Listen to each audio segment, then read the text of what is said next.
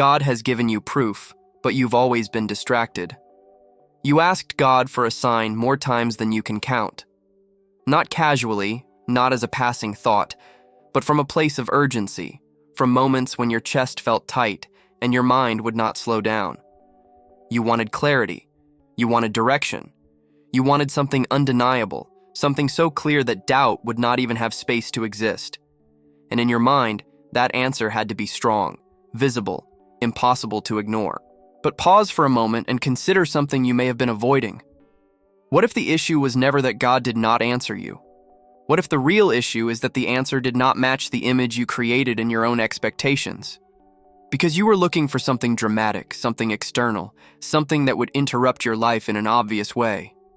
While at the same time, something quieter was already happening within you. A thought that felt different. A sense that something was not right. A hesitation that made no logical sense at the time. And you moved past it.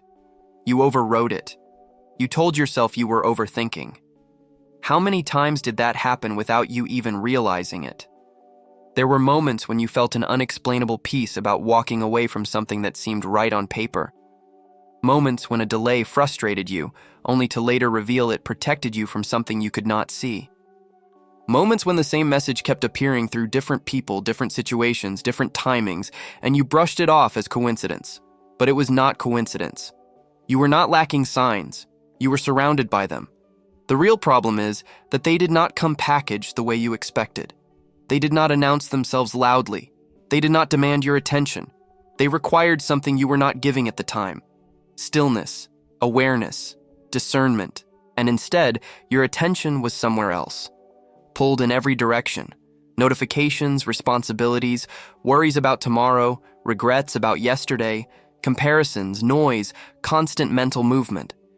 You trained your mind to react quickly, but not to perceive deeply. You became efficient at responding, but distant from recognizing. And in that environment, something sacred becomes easy to miss. Because God does not compete with noise. He does not force his voice over everything else. He speaks, but he speaks in a way that requires you to be present. And if you are not present, you will call his silence what is actually your distraction. This is where everything begins to shift. Because once you understand that the proof was already there, you can no longer blame the absence of answers. Now the question becomes uncomfortable. Now it becomes personal. What else have you missed? What decision are you about to make right now without realizing you are ignoring something again? This is not just about the past.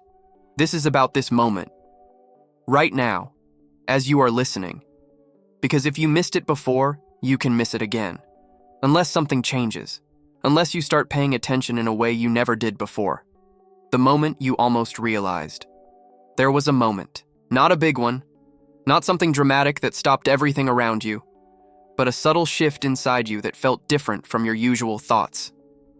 It came quietly. Almost like a whisper that did not demand attention, but invited it. And for a brief second, you noticed it. You felt it. You almost understood. But then you moved on. That is how it always happens. The moment does not force itself into your life. It presents itself, and then it waits. And if you are not attentive, if your mind is already occupied, if your focus is scattered, it slips away without resistance. Not because it was not important, but because you were not ready to hold on to it. Think about how many times that has happened. A decision you were about to make, and something inside you hesitated. Not fear, not doubt, but a quiet resistance that you could not explain. And instead of exploring it, you pushed through. You chose logic over discernment. You chose urgency over awareness. You told yourself you needed to act, to move, to decide quickly, and that subtle signal disappeared before you could question it. Or maybe it was the opposite, a sense of peace that made no sense based on your circumstances. Everything around you suggested worry, pressure, instability. But inside, there was calm, a calm that did not match the situation, and instead of trusting it, you questioned it. You assumed it was denial or distraction or even weakness. And you ignored it. That was not random. Those moments are not accidents. They are not products of imagination or emotional fluctuation. They are intersections, points where something beyond your surface-level thinking tries to reach you. Not with force, but with precision. Not with noise, but with clarity that only exists if you are willing to notice. And here is where most people miss it. They are waiting for certainty when what they are given is direction. They are waiting for confirmation when what they receive is alignment. They want something undeniable, but what they are given is something that requires trust. So they ignore it.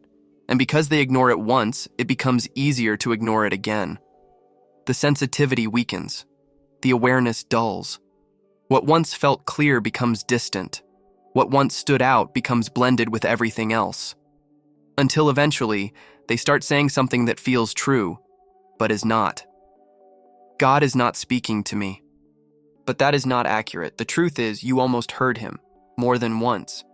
You almost understood what you were being shown. You almost followed that direction. You almost stopped when you needed to stop. You almost moved when you needed to move. But almost is where most people stay. And the danger of almost is that it feels close enough to awareness that you do not realize how far you actually are. Now here is the question that changes everything. What if those moments were not random interruptions, but intentional signals? What if that feeling you dismissed was the very thing you have been asking God to show you? Because if that is true, then the issue is not that you are waiting for proof. The issue is that you are repeatedly stepping over it. And if you do not become aware of this pattern, you will continue doing it without even realizing it. Which leads to something even deeper. Because if you miss the moment when it tried to reach you internally, what happens when the message comes through silence itself? The silence you filled with noise. There are moments when everything around you slows down. No urgency, no immediate pressure, no external demand pulling your attention. Just space, just silence. And instead of embracing it, you rush to escape it. You reach for your phone, you turn on something to listen to, you distract your mind before it has the chance to settle. Because silence for you has become uncomfortable. Not because there is something wrong with it, but because of what it might reveal if you stayed there long enough. Silence is not empty. Silence is where things become clear. But clarity requires presence, and presence requires you to stop running from your own thoughts. And that is exactly what most people avoid without even noticing. They say they want answers. They say they are waiting for direction. But when the environment for that direction appears, they fill it with noise. Not just external noise, but internal noise. Overthinking, replaying conversations, imagining outcomes, creating scenarios that have not happened. Your mind becomes so occupied with its own activity that there is no space left for anything deeper to come through. And then you say nothing is happening, but something is happening. You are interrupting the process, because God does not usually speak in chaos. He does not compete with everything else you allow into your mind. His voice is not designed to overpower your distractions. It is designed to be recognized when everything else becomes quiet enough. And that is the part most people misunderstand. They expect something loud, something overwhelming, something impossible to ignore. But what they receive is subtle, consistent, present. And because it does not force itself into their awareness, they assume it is not there. But it is. It has always been there. The problem is not the absence of communication. The problem is the environment you have created within yourself. An environment where everything is amplified except what truly matters. An environment where you are constantly consuming, reacting, processing, but rarely observing. And without observation, there is no discernment. Think about the last time you were truly still. Not physically still, but mentally still. No distractions, no input, no attempt to escape the moment. Just awareness. Just presence. It is rare, is it not? And that rarity is not accidental. It has become your default state to avoid stillness. Because stillness removes all the filters. It removes the noise you use to distract yourself. It removes the excuses. And in that space, what is real becomes visible. That is why silence feels uncomfortable. Because in silence, you cannot pretend you did not notice. And this is where everything begins to shift again. Because if you start to understand that silence is not the absence of God, but the place where He is most often perceived, then your relationship with it changes. You stop running from it. You start recognizing it. You begin to see that what you once avoided was actually an invitation to listen differently, an invitation to perceive what has always been there. And once you begin to notice that, something else becomes clear. Because if you were not able to recognize God in silence, what are the chances you recognized him when he spoke through something even more ordinary? The answer that came disguised as routine. You were expecting something extraordinary, a moment that would stand out, interrupt your life, and make it undeniably clear that God was responding to you. Something that would feel different from everything else, something you could not confuse with the ordinary. But that expectation may be exactly why you missed it. Because not every answer arrives as a disruption. Many arrive as repetition, as patterns, as things so familiar that you stop questioning them. You label them as routine, as coincidence, as just another part of your day. And because of that, you never stop to examine what might actually be happening. Think about how many answers you may have walked past simply because they looked normal. A conversation that stayed in your mind longer than it should have. Not because it was dramatic, but because something about it felt precise. Like it was meant for you in that exact moment. And yet, you moved on. You treated it as casual, as irrelevant, as just another exchange, or a situation that kept repeating itself. The same lesson, the same frustration, the same type of outcome appearing in different forms, not once, not twice, but consistently. And instead of asking why this keeps happening, you focused only on how to get past it. But repetition is not random. When something keeps returning, it is not always an obstacle. Sometimes it is a message that has not yet been understood. And until it is understood, it does not leave. It adapts, it reshapes, but it remains present. That is where routine becomes deceptive. Because routine creates blindness. When something becomes familiar, you stop analyzing it. You stop questioning it. You stop looking deeper into it. Your mind categorizes it as known, as predictable, as something that does not require attention. And that is exactly where meaning hides. Not in what is rare, but in what is consistent. God often works through patterns, not interruptions. Through alignment, not spectacle. Through what repeats, not just what surprises. But if your attention is trained to only notice what feels extraordinary, you will overlook what is actually intentional. You will keep waiting for something bigger, while something precise is already happening in front of you. And here's the part that most people do not realize. What you call routine may actually be refinement. Every repeated situation, every familiar discomfort, every conversation that seems ordinary but carries weight, may be shaping your awareness, adjusting your direction, trying to bring you to a point where you finally stop and see what has been in front of you the entire time. But that requires a shift. You have to stop asking only for new signs and start examining what is already present. You have to question what feels too normal. You have to look at repetition not as inconvenience, but as persistence. Because answers do not always arrive as something new. Sometimes they arrive as something you have seen before, but never truly noticed. And if that is true, then the next question becomes unavoidable. If God is already responding within what feels normal, what happens when the answer is not in changing your situation at all, but in changing how you see it? When God does not change the situation, but changes your perception. You were waiting for things to change around you. That was the expectation. That was the prayer. You believed the answer would come in the form of a different outcome, a new opportunity, a clear shift in your circumstances. Something external that would confirm everything had been resolved. But what if the answer did not come that way? What if nothing around you changed, and yet something inside you did? That is the kind of answer most people overlook. Not because it is insignificant, but because it does not match what they were hoping for. They measure response by visible transformation, by altered situations, by outcomes they can point to and say, "This is different now." But sometimes the real change happens where no one else can see it. A shift in how you interpret what is happening. A new clarity about something that used to confuse you.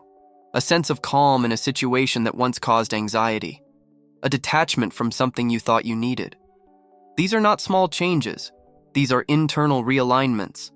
And they matter more than you think, because perception determines direction. If your perception changes, your decisions change. If your decisions change, your path changes. And suddenly, without the situation itself being directly altered, your entire experience of it becomes different. But here is where most people miss it.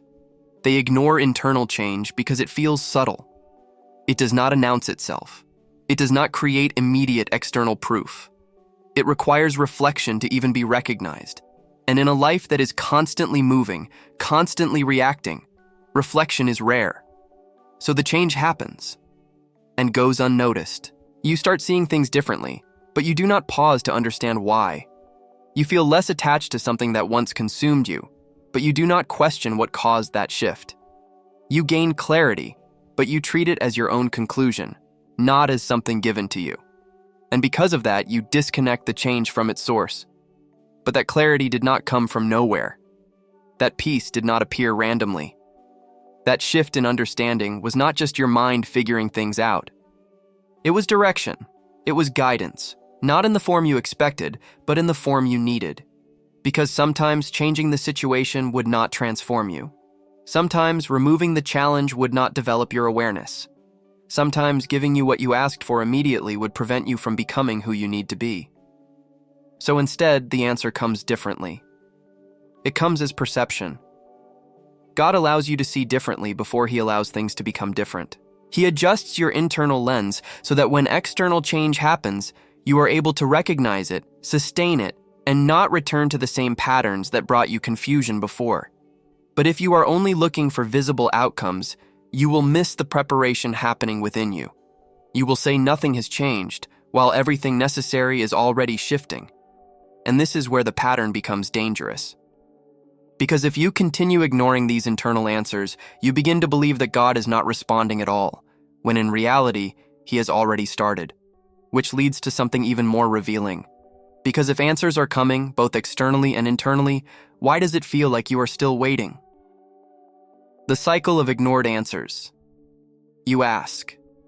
You wait. You hope. And after some time, you start to feel like nothing is happening. Like your words are not being heard. Like your situation remains exactly the same, no matter how many times you reach out to God for direction. But what if the issue is not that you are waiting, but that you are repeating? There is a cycle that most people never notice, a pattern so subtle that it feels natural, even justified. You ask for a sign. Something happens.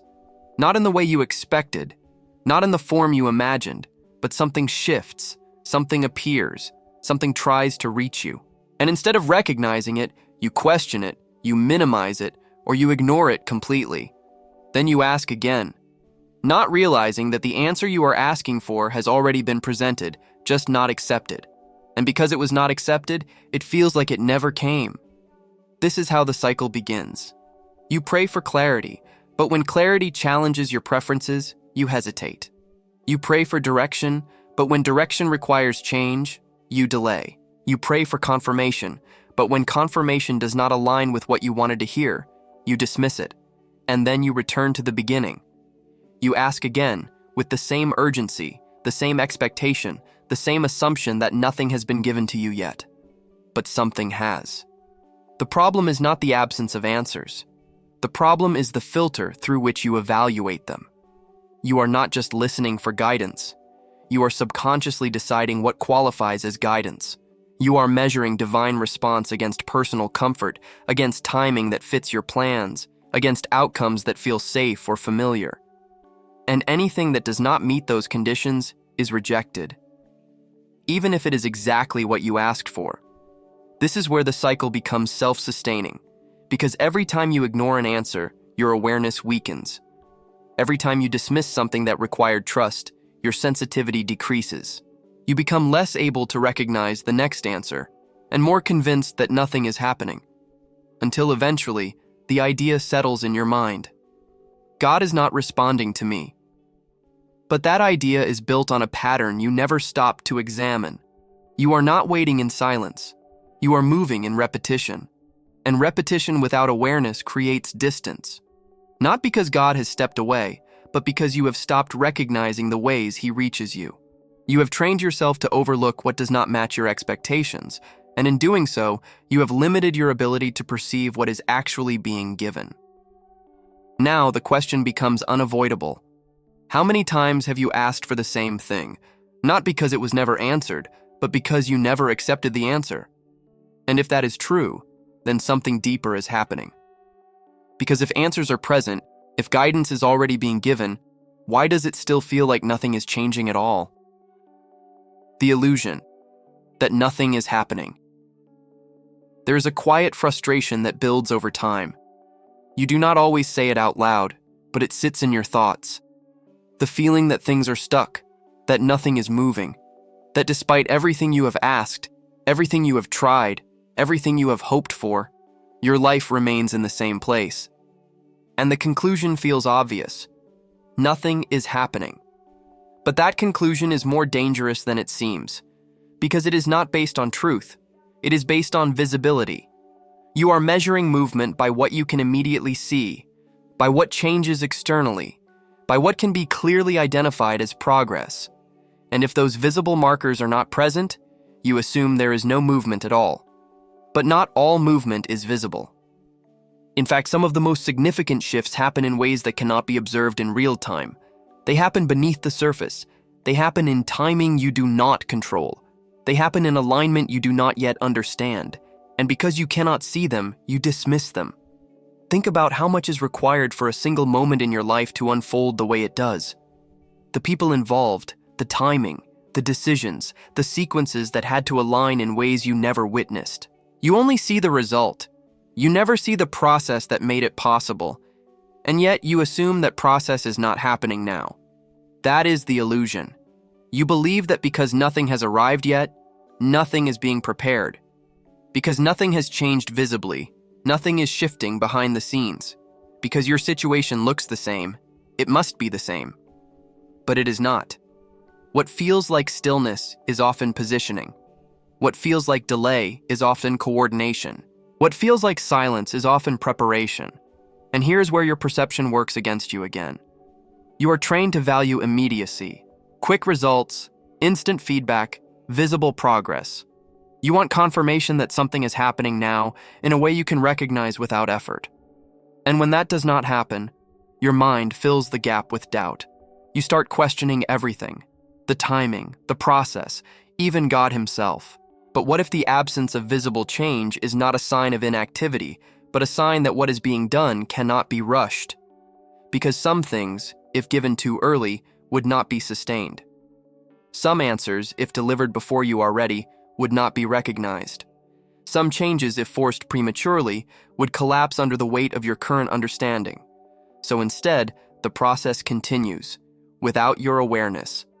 And that is where trust becomes necessary. Not blind belief, but informed trust. The understanding that what you cannot see is not the same as what does not exist. The recognition that your perspective is limited and that limitation does not define reality. But if you remain focused only on what is visible, you will continue to feel like nothing is happening. And that feeling will shape your actions. You will become impatient. You will try to force outcomes. You will move ahead of timing. You will make decisions based on what you do not see, instead of what is actually being formed. And in doing so, you interrupt what was already in motion. So now the question shifts again. If something is happening beyond what you can see, if answers are forming in ways you do not immediately recognize, then what has happened to your ability to perceive any of it at all? The spiritual sensitivity that has been worn down. There was a time when you noticed more, not because life was simpler, but because you were more attentive, more present, more aware of what you felt, what you sensed, what did not quite align even when everything looked right on the surface. But something changed, not suddenly, not in a way that called your attention, but gradually. Your environment became louder, your routine became faster, your mind became more occupied, and without realizing it, your sensitivity began to fade. Not disappear, but weaken. Because sensitivity requires space. It requires moments where you are not reacting, not consuming, not constantly processing external input. It requires stillness, reflection, and a willingness to notice what does not immediately demand your attention. And that is exactly what your life has been moving away from. You wake up and your mind is already active. Messages, responsibilities, plans, concerns. Throughout the day, your attention is divided, pulled from one thing to another without pause. And when there is finally a moment to slow down, you fill it.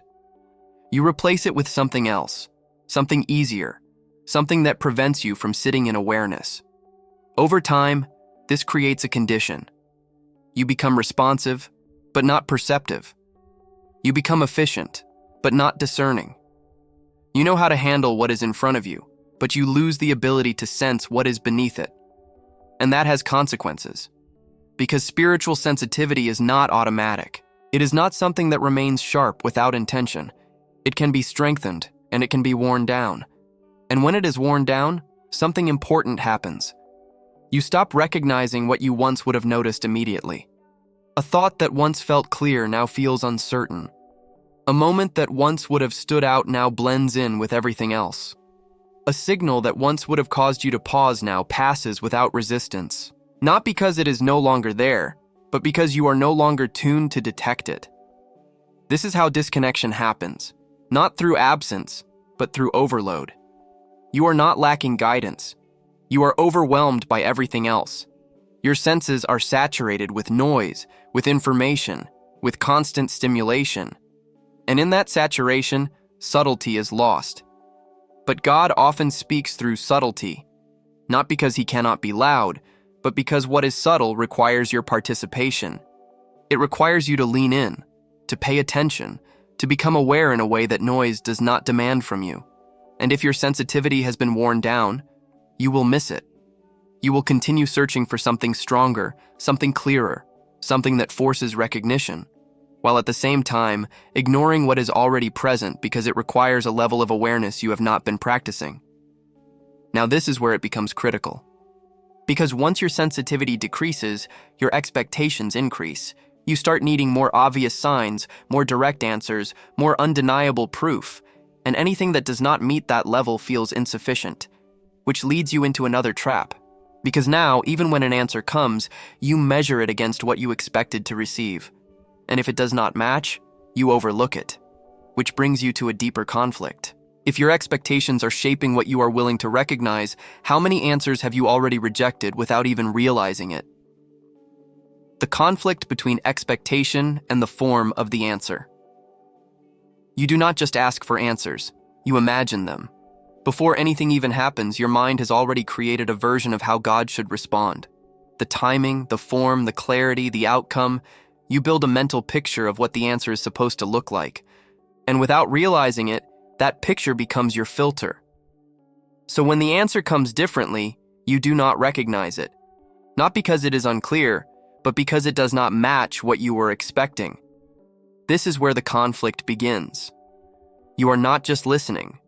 You are comparing. Comparing what is happening with what you thought should happen. Measuring reality against expectation. And anything that falls outside that expectation is quickly dismissed, often without conscious awareness. You say you want guidance, but what you are actually seeking is agreement. Agreement with your plans. Agreement with your timing. Agreement with what feels comfortable, familiar, or desirable. And when the response challenges any of that, you hesitate. You question it. You delay, or you ignore it completely. This is why many answers feel invisible, because they arrive in forms that disrupt your assumptions. They ask you to reconsider something you were already convinced about. They move you in a direction you were not planning to take. They introduce uncertainty where you wanted confirmation. And instead of seeing that as direction, you see it as confusion.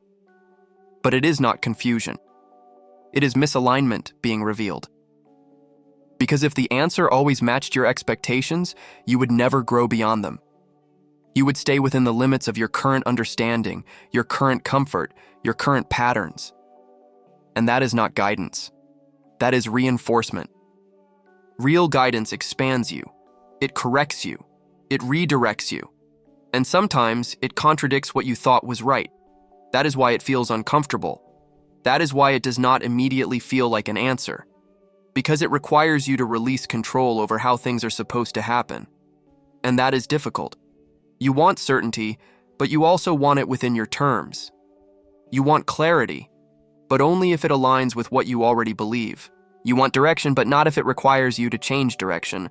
And this creates tension, a constant internal resistance between what is being shown to you and what you are willing to accept. So the answer comes and stays at the edge of your awareness.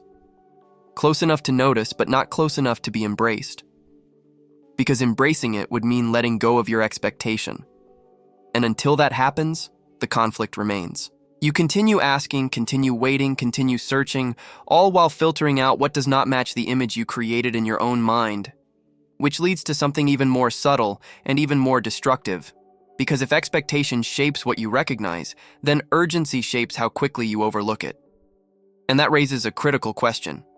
What happens when your need for immediate answers becomes the very thing preventing you from seeing them? Urgency as the enemy of revelation. You want answers, but you want them now. Not later, not gradually, not through a process that unfolds over time. You want clarity in the moment you ask for it. You want direction that removes uncertainty immediately. And when that does not happen, something begins to build inside you. Impatience. At first, it feels justified. You tell yourself you have waited long enough. You tell yourself you need to move forward, that you cannot stay still, that decisions have to be made. And in that urgency, you begin to accelerate your actions. You stop observing and start reacting. You stop discerning and start deciding. And that is where revelation is lost, because revelation is not forced. It is recognized. It requires time, not just in the sense of waiting, but in the sense of allowing something to become clear without rushing to define it prematurely. It requires space for understanding to develop, for patterns to emerge, for alignment to take shape. But urgency interrupts that process. When you are in a hurry, you are not paying attention to depth. You are looking for immediate resolution. You reduce complex situations into quick conclusions. You make decisions based on what feels available, not on what is truly right. And then you move. Not because you were led, but because you were pressured. Pressure to resolve. Pressure to act. Pressure to escape uncertainty. And in doing so, you override the very process that would have brought you clarity. This is why urgency is so dangerous. Because it feels productive. It feels like you are taking control, like you are moving forward, like you are doing something instead of waiting. But in reality, you are stepping ahead of what has not yet been fully revealed. You are choosing speed over accuracy, and speed does not guarantee direction. Think about how many times you made a decision quickly, only to realize later that something felt off from the beginning. Not because you did not have access to that feeling, but because you did not give it enough time to become clear. You felt it, but you rushed past it. That is the cost of urgency. It shortens your awareness. It compresses your perception. It makes you believe that if something is not obvious immediately, it is not there. But revelation does not operate on your timeline. It unfolds.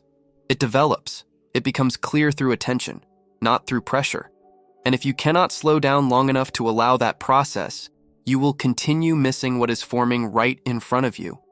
You will keep asking for answers while simultaneously creating conditions that prevent you from recognizing them. Now, this leads to something even deeper. Because if urgency affects how you perceive timing, then your way of thinking itself may be affecting what you are willing to accept. Which raises the next question. What happens when your need for everything to make immediate sense becomes the very thing that blocks what is truly meaningful? When logic silences the spiritual. You trust what makes sense. You rely on what can be explained, analyzed, and justified.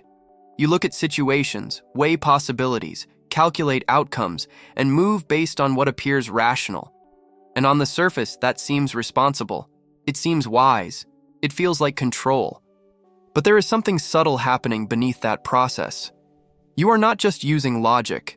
You are depending on it as your only filter. And that is where the problem begins. Because not everything that is true will immediately make sense. Not everything that is right will fit within your current understanding.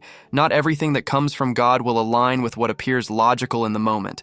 And when that happens, you face a decision you often do not even realize you are making. You choose what is explainable over what is discernible. You choose what can be justified over what is being revealed. And in doing so, you silence something important. Because spiritual direction does not always arrive in a form that your logic can process instantly. It often comes as a knowing without full explanation, a sense that something is right or wrong without having all the reasons to support it yet. And that makes you uncomfortable. You want clarity that you can defend. You want decisions that you can explain to others, to yourself, to your own reasoning. You want to feel certain not just internally, but intellectually. So when something comes to you that does not fully align with that, you hesitate. You begin to question it. You look for evidence that fits your logic, and if you cannot find enough of it, you dismiss what you felt, even if that feeling was clear. This is how logic, when overused, becomes a limitation. Not because logic is wrong, but because it is incomplete. It is a tool, not a foundation for everything. It helps you navigate what is visible, what is structured, what follows patterns you already understand, but it cannot always interpret what is unfolding beyond your current perspective. And when you force everything through that filter, you reduce your ability to perceive what does not fit within it. You begin to ignore anything that requires trust before explanation. Anything that requires movement before full understanding. Anything that asks you to step forward without having every detail confirmed. And yet, that is often how direction works. Not by giving you the entire path at once, but by giving you enough to take the next step. But if you refuse to move until everything makes sense, you remain still. Not because there is no direction, but because you are waiting for it to appear in a form that satisfies your reasoning. And while you wait, you miss what was already given. Now this creates another layer of resistance, because if logic is filtering what you accept, then something even deeper may be influencing what you are willing to hear in the first place. And that brings you to a more uncomfortable realization. What if the real reason you ignore certain answers is not because they do not make sense, but because they challenge what you want? The discomfort of hearing what you do not want. There is a difference between not receiving an answer and refusing to accept one. And most of the time, that difference is hidden behind discomfort. Because some answers do not bring relief, they bring confrontation. They do not align with what you were hoping for. They do not confirm your desires. They do not make your path easier. In fact, they often do the opposite. They require change. They require letting go. They require you to walk away from something you were holding on to, or to step into something you feel unprepared for. And that is where resistance begins. Not because the answer is unclear, but because it is inconvenient. You feel it immediately. That internal tension, that hesitation that is different from confusion. It is not that you do not understand what is being shown to you. It is that you do not want it to be true. So you start negotiating. You look for alternative interpretations. You search for different meanings. You ask again, hoping for a different response, one that feels better, one that aligns more closely with what you wanted from the beginning. But the clarity does not change. It stays consistent. And that consistency becomes uncomfortable. Because deep down you recognize it. You know when something is real. You know when something is not just a passing thought, not just emotion, not just imagination. There is a weight to it, a firmness that does not fade easily. And yet, you still hesitate. Because accepting it would mean adjusting your direction. It would mean admitting that what you planned, what you expected, what you were convinced about, is not what needs to happen. And that is difficult. You become attached to your own vision, to your own timing, to your own version of how things should unfold. And when something challenges that, it feels like loss, even if it is actually guidance. This is why many answers are ignored, not because they are hidden, but because they are uncomfortable. They expose what needs to change. They reveal what is not aligned. They bring to the surface things you would rather avoid. And instead of facing that, you delay. You tell yourself you need more time, more clarity, more confirmation. But in reality, what you are asking for is relief from the discomfort of accepting what you already understand. You are not waiting for the answer. You are waiting for the answer to feel easier. But truth does not always feel easy. Direction does not always feel comfortable. And guidance does not always agree with your preferences. Sometimes it corrects them.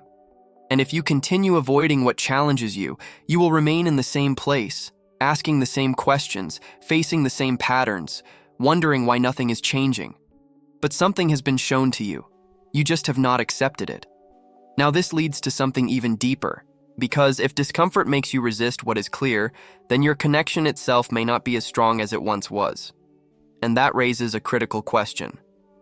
What happens when you are no longer tuned to recognize what has been reaching you all along? The spiritual frequency you stopped tuning into. There was a time when connection felt natural.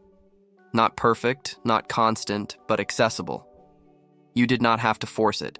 You did not have to question every impression, every sense, every moment of clarity. There was a flow, a quiet alignment that made things easier to recognize. But over time, that connection became weaker. Not because it disappeared, but because you stopped tuning into it. Think of it like a frequency. It is always present, always transmitting, always available. But if you are not aligned with it, you will not hear it. Not because it is silent, but because you are not positioned to receive it. And that misalignment does not happen all at once. It happens gradually, through distraction, through neglect, through the slow replacement of attention. You begin to focus more on what is immediate, what is visible, what demands quick responses. And the more you do that, the less you engage with what requires stillness, awareness, and intentional focus. Until eventually, the connection feels distant. Not gone, just harder to access. And instead of recognizing that you have shifted away from it, you begin to assume that it has moved away from you. But it has not. The frequency has not changed. You have. Your attention has been redirected. Your priorities have been rearranged. Your habits have been reshaped. And all of that affects what you are able to perceive. Because connection is not just about belief. It is about alignment. It is about where your attention rests. It is about what you consistently engage with. It is about whether you are creating space for that connection to be experienced or constantly filling that space with something else. And most of the time, you are filling it. Without even realizing it. You move from one thing to another, one thought to another, one distraction to another. And in that constant movement, you lose continuity. You lose depth. You lose the ability to remain in a state where recognition becomes possible. So when something tries to reach you, it feels faint. Not because it is weak, but because your awareness is elsewhere. This is the consequence of being out of tune. You begin to rely only on what is obvious. Only on what stands out immediately. Only on what does not require effort to perceive.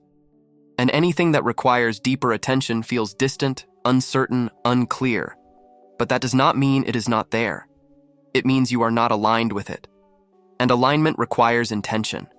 It requires you to slow down, to become aware of where your attention is going, to recognize how often you are pulled away from stillness, from reflection, from presence, and then to make a deliberate shift.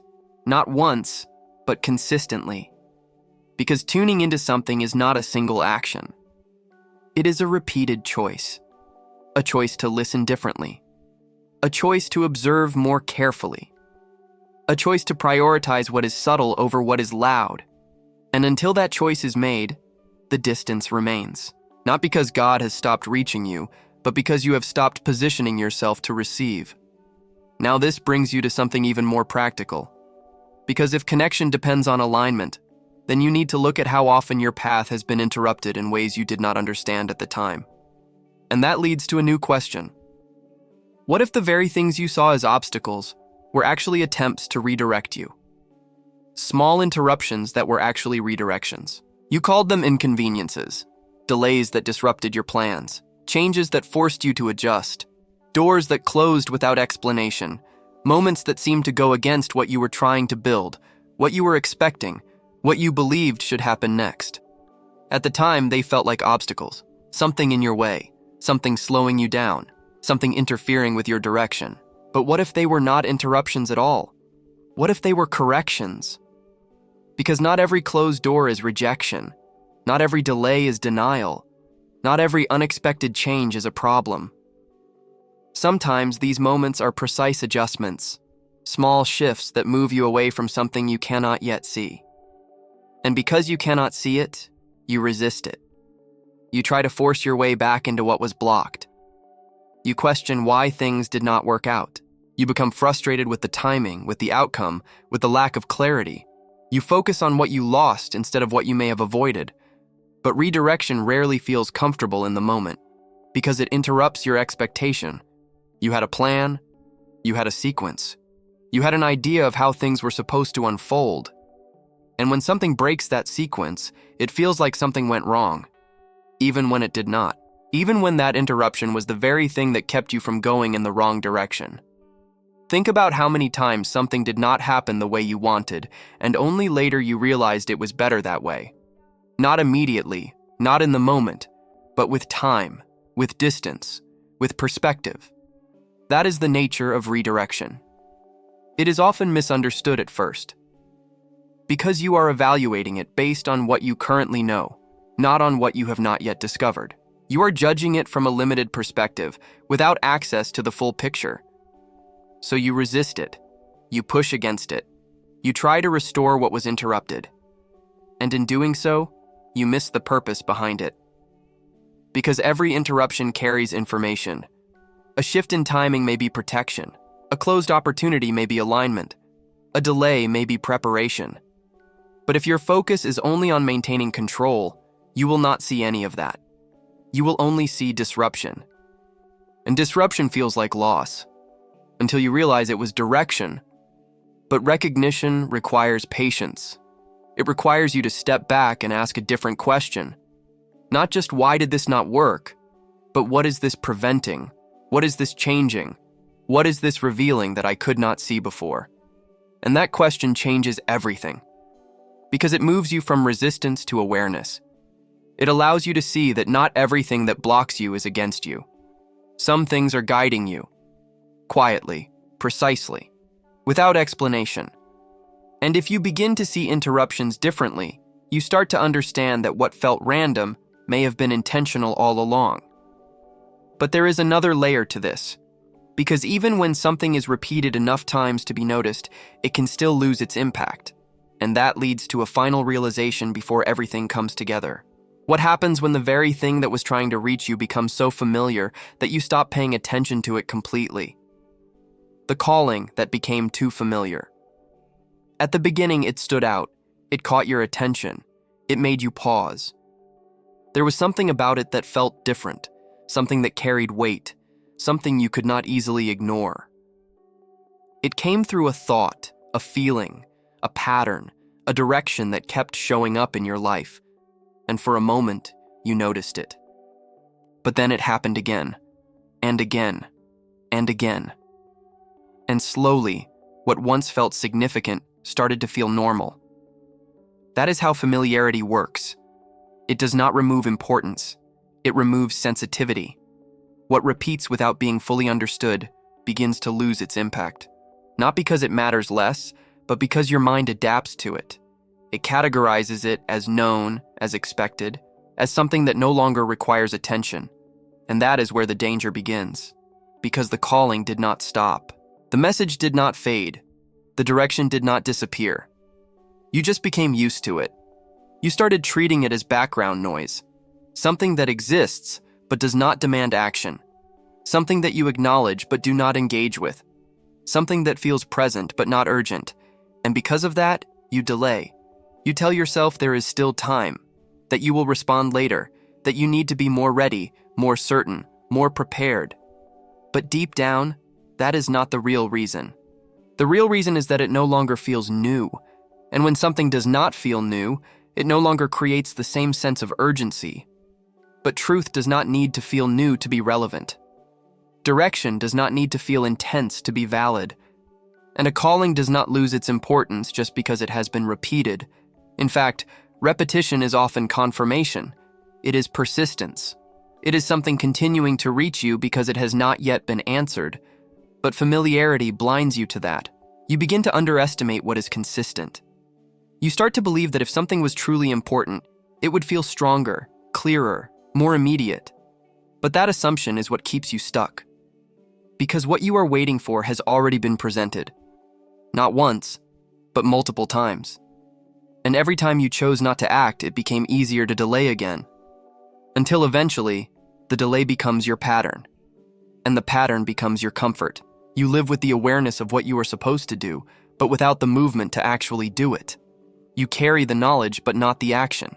You recognize the direction, but you remain where you are. And over time, that creates distance. Not because the calling left, but because you stopped responding to it. Now, this is where everything comes together. Because if you have seen the signs, if you have felt the direction, if you have recognized the patterns, if you have heard what keeps repeating, then there is only one thing left to confront. And it is the one thing you can no longer avoid. The truth you can no longer ignore. At this point, it is no longer about whether God has spoken. That question has already been answered. Not through theory, not through assumption, but through everything you have just recognized. The moments you almost noticed, the silence you avoided, the patterns you overlooked, the answers that did not match your expectations, the discomfort you resisted, the direction you delayed. All of it points to one truth. You were not without proof. You were surrounded by it. And now that realization removes every excuse. Because once you see it, you cannot unsee it. Once you become aware of the pattern, you cannot pretend it was never there. The question is no longer where is God speaking or why is nothing happening. The question becomes something much more direct. What are you going to do with what you already know? Because this is where responsibility begins. Not in receiving more signs, not in asking for more clarity, but in responding to what has already been given. And that is the part most people try to avoid. They stay in the cycle of asking, waiting, hoping for something new, because responding requires change. It requires action. It requires movement. And movement exposes commitment. You cannot stay neutral anymore. You cannot remain in the same place, holding the same awareness, ignoring the same direction, and still expect a different outcome. That is no longer confusion. That is a decision to stay where you are. And that is what makes this moment different, because now it is clear. The proof was never missing. The guidance was never absent. The voice was never silent. The only thing that was inconsistent was your attention. And now that your attention has shifted, even if just for this moment, everything changes.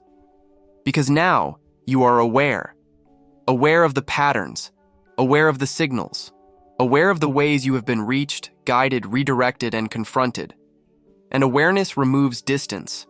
It brings everything closer, closer than you thought, closer than you expected, closer than you were ready to admit. So now the next step is no longer hidden. It is not complicated. It is not distant. It is right in front of you. And the only question left is this: will you keep living as if nothing was shown to you? Or will this be the moment you finally respond?